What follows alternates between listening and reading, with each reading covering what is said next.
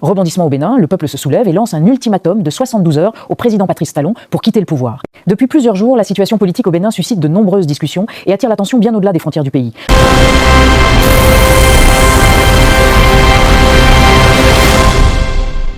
Suivez les informations en Afrique et partout dans le monde en temps réel sur la chaîne Tony. Et avant toute chose, likez, abonnez et surtout activez la cloche de notification pour ne rien louper. Aujourd'hui, je vais vous partager une nouvelle vidéo.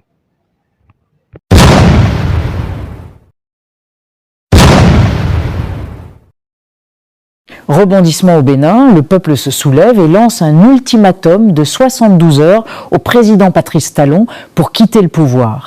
Depuis plusieurs jours, la situation politique au Bénin suscite de nombreuses discussions et attire l'attention bien au-delà des frontières du pays. Un message puissant circule dans l'espace public. Une partie de la population aurait exprimé un profond mécontentement à l'égard du pouvoir en place et aurait lancé un ultimatum de 72 heures au président Patrice Talon pour quitter le pouvoir. Cette déclaration, largement partagée et commentée, a provoqué une vague de réactions dans l'opinion publique et relancé le débat sur l'évolution de la vie politique béninoise. Le Bénin, longtemps considéré comme l'un des exemples de stabilité démocratique en Afrique de l'Ouest, traverse depuis plusieurs années une période marquée par de fortes tensions politiques. Depuis son accession à la présidence en 2016, Patrice Talon a engagé un programme ambitieux de réformes institutionnelles et économiques. Son objectif affiché est de moderniser l'État, d'améliorer l'efficacité administrative et de transformer l'économie nationale afin d'attirer davantage d'investissements internationaux. Ces réformes ont profondément modifié le fonctionnement du système politique béninois. Parmi les changements les plus importants figurent la réforme du système partisan.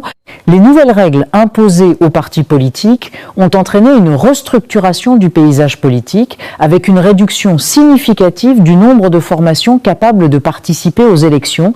Pour le gouvernement, cette réforme vise à assainir la vie politique et à mettre fin à la multiplication de partis sans véritable programme ou base électorale solide. Cependant, cette transformation du système politique a également suscité de nombreuses critiques. Plusieurs acteurs de l'opposition estiment que ces réformes ont restreint l'espace démocratique et rendu plus difficile la participation des voix dissidentes au processus électoral. Les tensions se sont particulièrement intensifiées lors des élections législatives de 2019, lorsque plusieurs partis d'opposition n'ont pas été autorisés à participer au scrutin en raison de nouvelles exigences administratives. Ces événements ont provoqué des manifestations dans plusieurs villes du pays et ont marqué un tournant dans le climat politique béninois. Depuis lors, les relations entre le pouvoir et certains segments de l'opposition restent marquées par une méfiance persistante. Les débats politiques se sont multipliés dans les médias, les universités, les organisations de la société civile et les réseaux sociaux. Dans ce contexte de forte mobilisation politique, l'annonce d'un ultimatum populaire de 72 heures adressé au président Patrice Talon a eu l'effet d'un électrochoc. De nombreux citoyens ont exprimé leurs opinions, certains estimant que cette déclaration traduit une colère accumulée au sein d'une partie de la population, tandis que d'autres appellent à privilégier le dialogue institutionnel et les mécanismes démocratiques. Le président Patrice Talon demeure une figure centrale et influente de la politique béninoise contemporaine.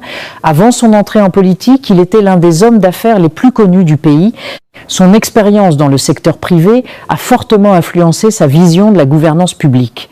Dès le début de son mandat, il a présenté son projet politique comme une mission de transformation nationale visant à moderniser l'État et à améliorer l'efficacité des institutions. Sous sa présidence, plusieurs projets d'infrastructures ont été lancés. Des investissements importants ont été réalisés dans la modernisation des routes, la rénovation des installations portuaires et le développement de nouveaux projets touristiques. Le gouvernement met également en avant des initiatives destinées à valoriser le patrimoine culturel du pays et à attirer les visiteurs internationaux. Parmi les projets les plus emblématiques figure la transformation de sites historiques en pôles culturels et touristiques. Ces initiatives s'inscrivent dans une stratégie visant à diversifier l'économie nationale et à réduire la dépendance à certains secteurs traditionnels. Cependant, malgré ces avancées économiques, les questions politiques continuent de dominer le débat public. Les discussions portent notamment sur la nature des réformes institutionnelles et sur leur impact sur la vie démocratique du pays. Les partisans du gouvernement affirment que ces transformations sont nécessaires pour renforcer la stabilité politique et améliorer la gouvernance. Selon eux, la réforme du système partisan permet de structurer la vie politique autour de formations plus solides et plus responsables. Ils estiment également que les changements administratifs contribuent à lutter contre certaines pratiques qui affaiblissaient auparavant les institutions publiques. À l'inverse, certains acteurs politiques et membres de la société civile considèrent que ces réformes ont concentré davantage de pouvoir entre les mains de l'exécutif. Ils appellent à une ouverture plus large du dialogue politique et à une participation plus inclusive des différentes forces politiques. Dans les rues de Cotonou, de Porto Novo et d'autres grandes villes du pays, les conversations reflètent cette diversité d'opinions. Certains citoyens expriment leur soutien au président Talon et saluent les efforts entrepris pour moderniser l'économie et les infrastructures. D'autres insistent sur la nécessité de préserver un équilibre politique permettant à toutes les sensibilités de s'exprimer. La jeunesse béninoise joue un rôle important dans ces discussions. Très active sur les réseaux sociaux, elle participe largement au débat sur l'avenir du pays. Les plateformes numériques sont devenues des espaces majeurs de discussion politique, où les citoyens analysent les décisions gouvernementales et échangent leurs points de vue. La diaspora béninoise contribue également à cette dynamique. Installés en Europe, en Amérique ou dans d'autres régions d'Afrique, de nombreux Béninois suivent attentivement l'évolution de la situation politique dans leur pays d'origine. Ils participent au débat public et apportent leurs analyses sur les réformes et les perspectives d'avenir.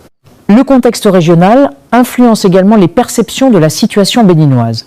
L'Afrique de l'Ouest traverse une période de transformation politique importante, avec plusieurs changements de pouvoir dans certains pays voisins. Et ces événements ont suscité de nombreuses réflexions sur les modèles de gouvernance et sur l'avenir des institutions démocratiques dans la région. Dans ce cadre, les discussions autour de la situation béninoise prennent une dimension particulière.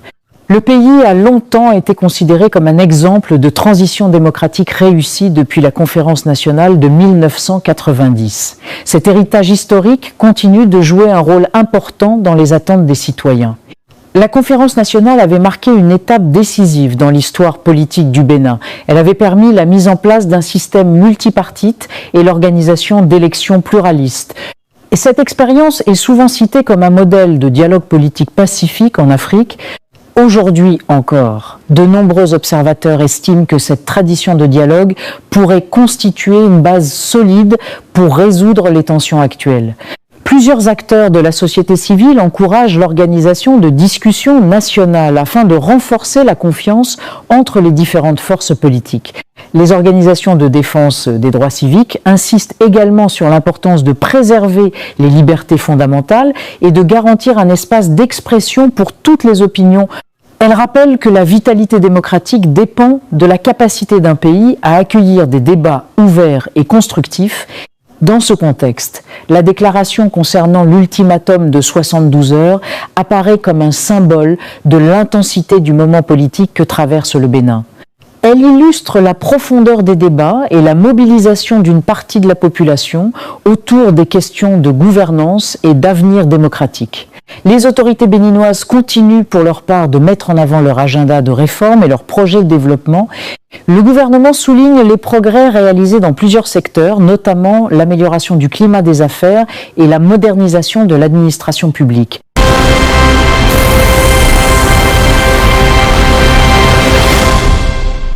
Ok, je pense que nous sommes arrivés à la fin de notre vidéo. Et c'était votre gars Tony. Et surtout, essayez de liker et d'abonnez-vous. Et n'oubliez pas d'activer la cloche de notification pour ne rien louper de nouvelles vidéos à venir. On est ensemble. Ciao.